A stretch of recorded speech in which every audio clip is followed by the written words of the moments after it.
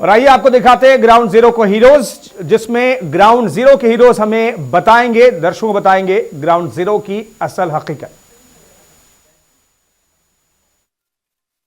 अभी तक हम जिन्हें वर्दी में देखते थे, आज हम उन्हें खादी में देख रहे हैं।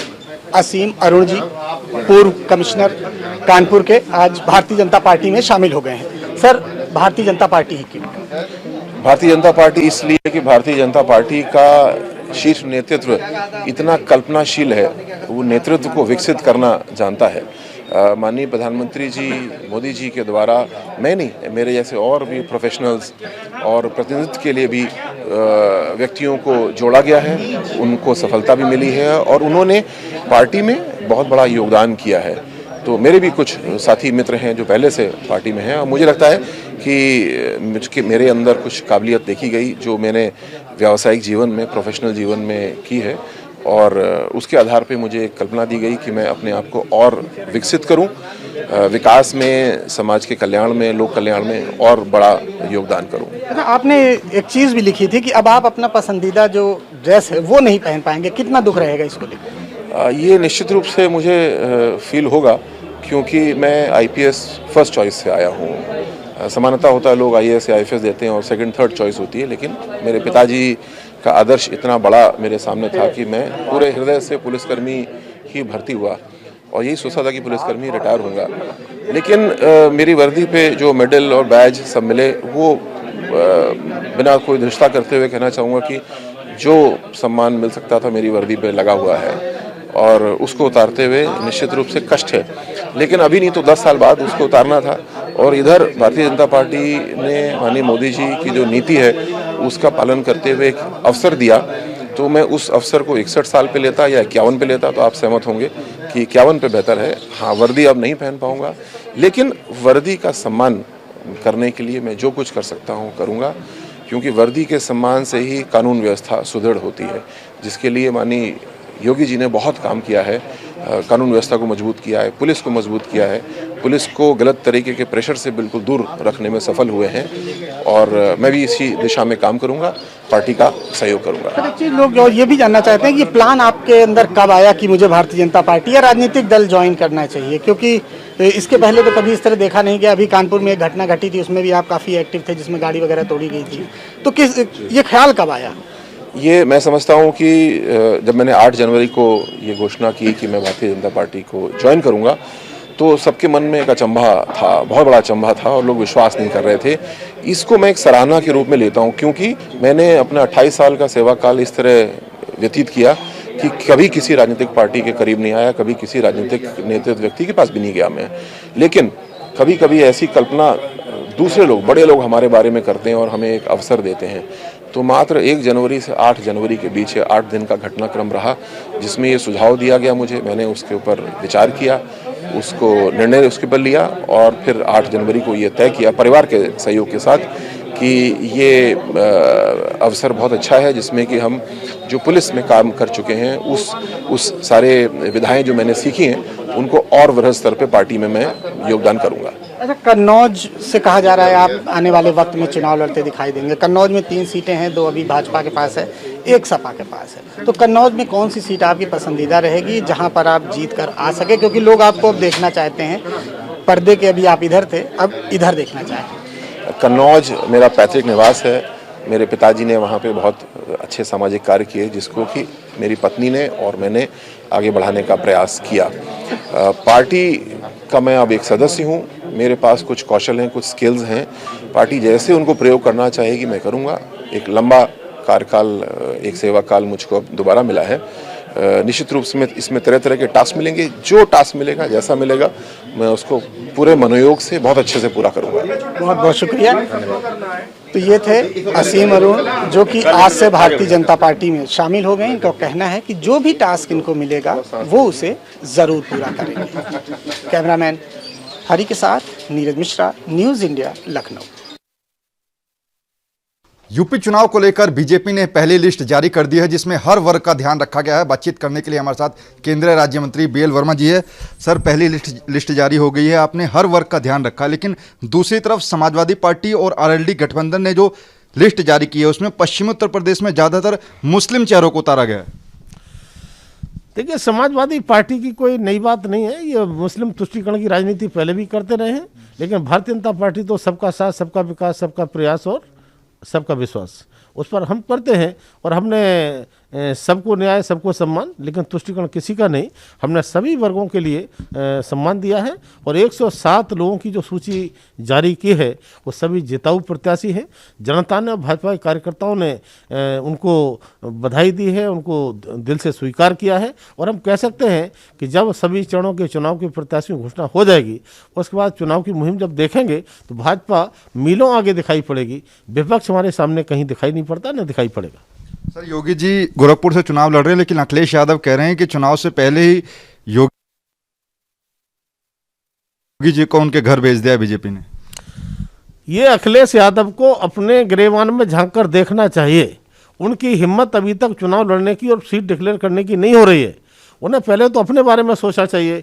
योगी जी ने अपना क्षेत्र चुना है। योगी जी की जनता, जिस जनता ने कई बार सांसद बनाने का काम किया है, ये मैं माननीय योगी जी के लिए धन्यवाद देना चाहता हूँ। उन्होंने उस जनता का सम्मान, जनता ने जो कहा है उसके लिए उन्होंने माना है। योगी जी तो कहीं से भी चाहते जीत सकते थे, अयोध्या, मथुरा, कहीं चर्चा, फिर कहते साहब वो तो धार्मिक नगरी थी इसलिए वहाँ से लड़िए, जीत गए। तो उन्होंने अगर फैसला किया है तो बहुत अच्छा किया है। और ये फैसला योगी का नहीं, ये फैसला हमारी पार्टी का होता है।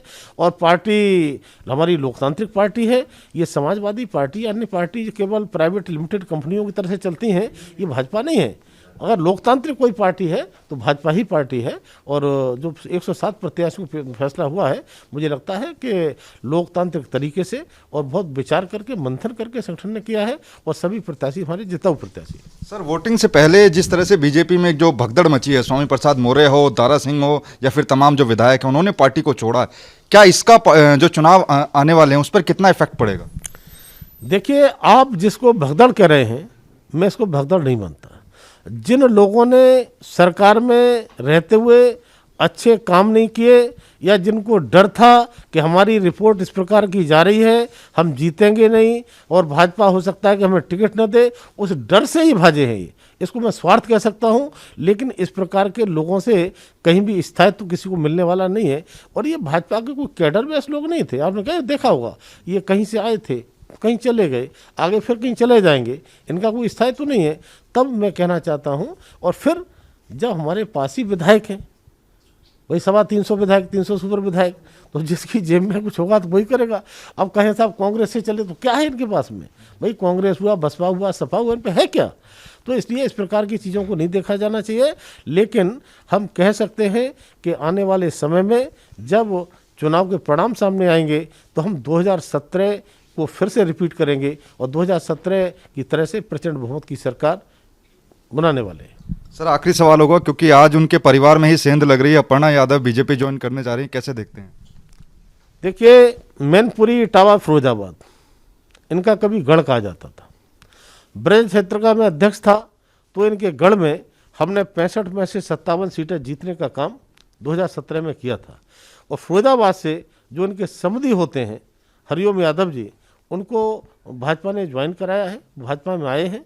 इसलिए सपा तो छोड़िए, पहले अपने परिवार को बचाएं, अपने परिवार को देखें, उसके बाद भाजपा की बात करें। लेकिन भाजपा एक समुद्र है, भाजपा इतना बड़ा दल है, भाजपा सभी वर्गों का दल है। कोई इनकी तरह से प्राइवेट लिमिटेड पार्टी नहीं है। इनकी पार्टी का नाम तो है समाजवादी, लेकिन पार्टी पूरी रह गई है परिवारवादी। तो ये परिवारवादी पार्टी प्राइवेट लिमिटेड कंपनी की तरह से काम करती है। तो मैं कह सकता हूँ ये लोकतांत्रिक तरीके से ना तो फैसला ले सकते। इनका जो मुस्लिम तुष्टीकरण की राजनीति का रहा है वो अब भी है। और जिस तरह से गुंडई इनके शासन में हुई है, जिस तरह के अपराध इनके शासन में हुए हैं, जिस तरह की माफियागिरी इनके शासन में हुई है, जिस तरह से जमीनों पर कब्जे, मकानों पर कब्जे हुए हैं, ये जनता प्रदेश की भूली नहीं है। और मैं कह सकता हूँ कि जिस तरह से इन्होंने ये कृत्य किए हैं, तो गुंडागर्दी करने वाली पार्टी, माफियागिरी करने वाली पार्टी कौन सी है? जनता से कहीं पूछोगे सवाल तो सीधा सा जवाब देगी, उस पार्टी का नाम है समाजवादी। तो इसलिए हमें किसी प्रकार की कोई ना चिंता है, ना हमें कोई चुनौती है। हम 2017 को फिर से रिपीट करने वाले हैं। तो बिल्कुल बीएल वर्मा जी ने साफ तौर पर कहा कि फिर से बीजेपी की सरकार बनने जा रही है और जाहिर तौर पर जिस तरीके से जो हर दल बदल की राजनीति फिलहाल यूपी में चल रही है उसका जो असर है वो फिलहाल यूपी के अंदर देखने को नहीं मिलेगा, ऐसा खुद कहना है बीएल वर्मा जी का, क्योंकि उन्होंने कहा कि समाजवादी पार्टी जो है वो परिवारवादी वाली जो पार्टी है वो बनकर रह गई है। कैमरा पर्सन नरेश के साथ नमित त्यागी, न्यूज इंडिया, दिल्ली। 2022 का चुनाव बिल्कुल बच चुका है और तमाम पार्टियां रन में उतर चुकी हैं अपने अपने सेनाओं को लेकर के। इस समय जो है शिवपुर उत्तर के विधानसभा क्षेत्र में खड़े हैं और यहां पर कुछ लोग मौजूद हैं, उनसे बात करने की कोशिश भी करेंगे कि आखिर विधानसभा का जो चुनाव होना है वो किस तरह के प्रत्याशी को चुनेंगे, इसको लेकर के क्या मुद्दे होंगे, तमाम जानकारियां उनसे भी जानकारी को हासिल करेंगे। आप इस समय देख सकते हैं कि जिस तरह से चुनावी माहौल है और उस माहौल में लोग यहाँ पर क्या सोचते हैं जनता के बारे में, सबसे पहले उनसे जानने की कोशिश करेंगे। जी अपना परिचय बता दें। मेरा नाम दिनेश कुमार। दिनेश जी, आप 2022 का चुनाव जो है होना है बिल्कुल चुकी है, तमाम पार्टियां जो है मैदान में उतर चुकी हैं, इसको लेकर के आप किस तरह के प्रत्याशी को जो है चुनेंगे, क्या मुद्दे रहेंगे आप? देखिए, वर्तमान समय में भारतीय जनता पार्टी की उत्तरी से श्री रविंद्र जायसवाल जी, जो जिसको मंत्री जी कहते हैं हम लोग, और पूरे जनता उनसे बहुत खुश है, उनके कामों से बोल रहा है काम, और निश्चित रूप से और दोबारा फिर आ रहे हैं आपके बीच में, हम लोग के बीच में। आप बताइए किस तरह का मुद्दे को लेकर के आप चुनाव में वोट करेंगे? वोट तो भैया भाजपा से एकदम हम परेशान हैं, का पूरी दुनिया परेशान है, हमको सपा को वोट देना है। लेकिन भाई साहब तो कह रहे हैं कि तमाम विकास हुआ है यहाँ पे, आप इसमें कह रहे हैं कि उनकी सोच अच्छी उधर है, हमारा सोच सपा से है। इसलिए कि हर जनता गरीबों का मजदूरी सजदूरी बालू गिट्टी सब तो खा गए, समझ रहे नहीं, और 1 रुपया की चीज़ 10 रुपया में मिल रहा है, गरीब तो खाने भी ना मरे। गेहूँ चावल दे देने से गैस का सब्सिडी खा जा रहे हैं, बैंक में खाते में आ रहा था वो नहीं आ रहा है। तो बताइए उनको बढ़िया हम समझेंगे। अब नया वाला आएगा अखिलेश सरकार सपा का, तो वो सब हम लोग लिए बेटर है। जी भैया, आप बताइए कि किस तरह के आप इस बार 2022 के चुनाव को देखते हैं, और क्योंकि तमाम पार्टियां भी देख रहे हैं कि दल बदल कर के लोग एक दूसरे की तरफ में जा रहे हैं, और चुनावी जो माहौल है उसको आप किस तरह से देखते हैं? तो चुनावी माहौल तो क्या कहते हैं, जानते जब चुनाव आता है तो ऐसा माहौल हो जाता है कि जो लोग इधर उधर को पार्टियाँ छोड़ देते हैं, लेकिन यहाँ विकास बनारस में हुआ है मोदी जी के में, और कुछ जैसे हम लोग के बेरोजगारों के बेरोजगार जो बच्चे रह गए हैं उनको लॉलीपॉप देकर ही केवल वो कर दिया गया, और कुछ कार्य उनका नहीं हुआ है। उनको नौकरी के लालच दिया गया है केवल, और नौकरी हुआ नहीं है। भैया, आप भी एक प्रत्याशी हैं, बताइए कि किस तरह का मुद्दा होगा, किस तरह के प्रत्याशी को लेकर के आएंगे? देखिए, इस समय तो बेरोजगारी सबसे बड़ा मुद्दा है, महंगाई है, बेरोजगारी। यह नहीं कह रहे हैं कि विकास हुआ, विकास तो हुआ है, लेकिन हर क्षेत्र का विकास नहीं हुआ है।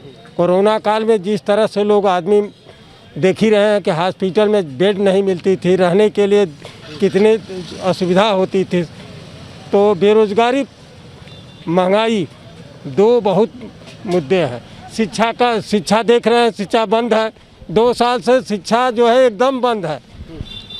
आप ये बताएं भैया कि आप तो एक युवा भी हैं, आप किस तरह से इसको सोचते हैं? किस चीज़ को? आप एक युवा भी हैं, 2022 का चुनाव आने वाला है, आप इसको किस नज़र से देखते हैं, क्या युवाओं के लिए बेहद शानदार चुनाव रहेगा ये। युवाओं को रोजगार चाहिए, युवाओं को बिजली सड़क चाहिए। देखिए, मंदिर से हमारा पेट नहीं भरता है, हाँ मंदिर हमारे आस्था का विषय, हम हिंदू हैं, आस्था का विषय है, बनना चाहिए, लेकिन सबसे पहले नौजवानों को रोजगार चाहिए। सरकार नौजवानों को रोजगार से जोड़ने का काम करे। हम ये नहीं कहते हमें सरकारी नौकरी ही चाहिए, हमें प्राइवेट सेक्टर में भी तमाम सारी सुविधाएं हैं, उनसे जोड़ के नौजवानों को रोजगार की बात करें। किसानों के प्रधानमंत्री जी मंच से बोलते हैं किसानों की आय दोगुनी होनी चाहिए, बोलते तो जरूर हैं, लेकिन वो काम भी होना चाहिए ना। किसानों की आय कितने % पूर्वांचल में दोगुना हुई, तो इस पर काम होना चाहिए। उसमें समस्या ये है कि जो हमारे क्षेत्रीय नेतागण हैं, जैसे यहाँ के मंत्री अनिल राजभर जी, तमाम जो क्षेत्रीय नेता हैं, उनसे जनता संतुष्ट नहीं है। योगी मोदी तो ठीक काम कर रहे हैं, लेकिन हमारे क्षेत्रीय लोग जब काम करेंगे तब तो हमारी आवाज़ ऊपर पहुँचेगी।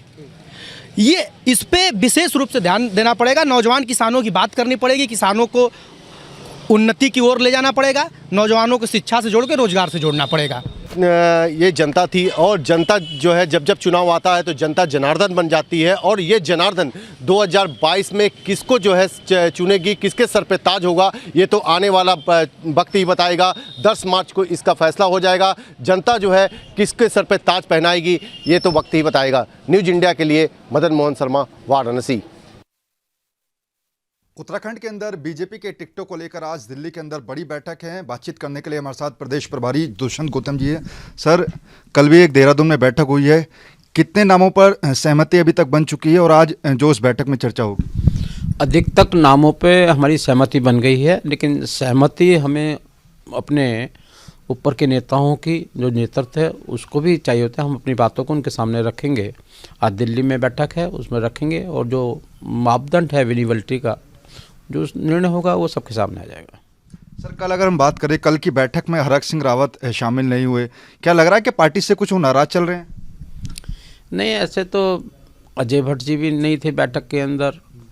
अपने जो हमारे पूर्व अध्यक्ष हैं वो भी बहुत लेट आए थे। ये विषय नहीं है और हरक सिंह जी हमेशा हमसे खुशी रहते हैं। अनेक सुझाव भी वो देते हैं। प्रधानमंत्री की रैली में दे उनका उत्साहिक भाषण भी आपने सुना होगा। कोई समय की होगी, लेट सूचना मिली होगी, इस कारण से नहीं आ पाए। टिकटों को लेकर कई दौर की बातचीत हो चुकी है। खबर है कि 10 से 12 विधायकों का टिकट जो है वो भी बीजेपी काट सकती है इस बार। देखिए कि टिकट काटना या जोड़ना, रिपीट करना, ये उस पर आधारित है कि विनिवलिटी क्या है और वो सब चीज़ों को लेके आज हम अपने नेतृत्व से मिलेंगे और नेतृत्व निर्णय करेगा। विनिवलिटी की सरकार चलाना और चुनाव में जीतना, संगठन चलाना और चुनाव में जीतना सब अलग अलग चीज़ें हैं और सरकार चलाने के लिए विधायक की आवश्यकता है और विधायक विनिवलिटी पर डिपेंड करता है। इसलिए फर्स्ट प्राथमिकता विनिवलिटी और हमारी विचारधारा। सर, आखिरी सवाल होगा, क्योंकि इस बार आम आदमी पार्टी भी चुनावी मैदान पे है, तो आपको क्या लग रहा है कि बीजेपी की सीधी टक्कर कांग्रेस से है या आम आदमी पार्टी भी बीच में रेस में है कहीं? नहीं, आम आदमी पार्टी तो विश्वसनीयता खो चुकी है। दिल्ली के अनेकों उदाहरण उत्तराखंड की गलियों के अंदर चल रहे हैं। जो लगातार झूठ बोलता रहा हो, तो मुझे लगता नहीं कि जिसने सेनाओं का अपमान किया हो, सैनिक क्षेत्र है सारा उत्तराखंड, सेना का अपमान किया, यहाँ पर हॉस्पिटल खोलने वाली बातें की, वहाँ पे कुछ दिखाई नहीं देता, तो लगता नहीं आम पार्टी कहीं पर है। और हमारी जिससे संघर्ष है, हमारा संघर्ष अपनी सेवाओं से है। जो सेवाएं हमने दी हैं उसको और अच्छा किस प्रकार से दे सकते हैं, वही हमारे सामने चुनौती है। तो बिल्कुल, जो राज्य स्तर पर जिन नामों पर चर्चा हुई है, आज फिर से दिल्ली के अंदर बड़ी बैठक है। उत्तराखंड के तमाम जो बड़े नेता हैं वो इस बैठक में शामिल होंगे और जिन नामों पर चर्चा हुई है फिर से आज उन नामों पर मंथन होगा और आखिरी मोहर जो है वो लगेगी। कैमरा पर्सन नरेश के साथ नमित त्यागी, न्यूज़ इंडिया, दिल्ली।